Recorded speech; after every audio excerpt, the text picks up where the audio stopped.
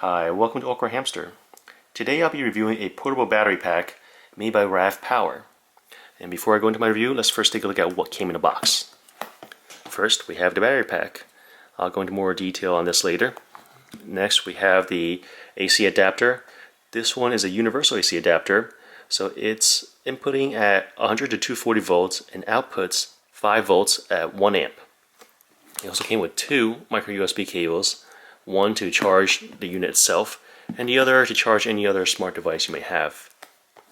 Came with a thank you card, an instructions manual here, and it also came with a flannel carrying pouch.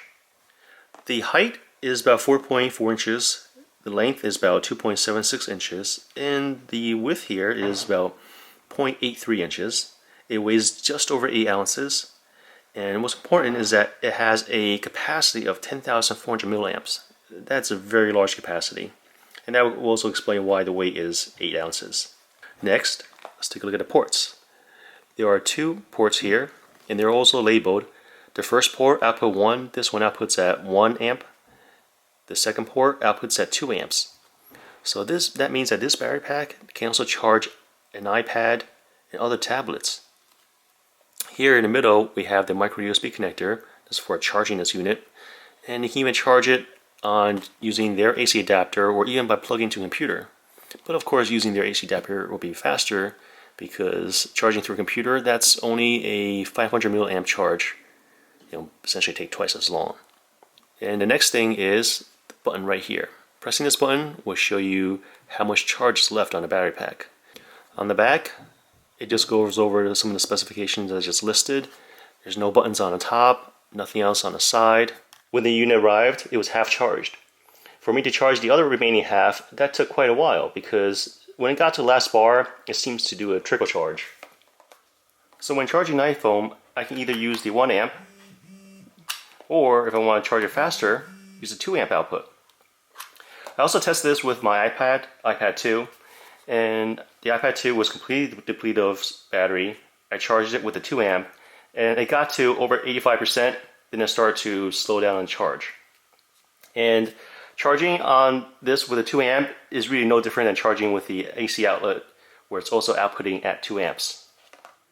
Let's take a look at the pros and cons. For the pro, first thing is, it's 10,400 milliamps. That's large enough to charge my iPhone completely. Another pro is that it has the 4 LED status indicators in the front to tell how much capacity is left in the battery. Another pro is the input is a standard micro USB cable. So if I ever lose it, I can easily replace it. It gives me the option of having an output of 1 amp or output at 2 amps.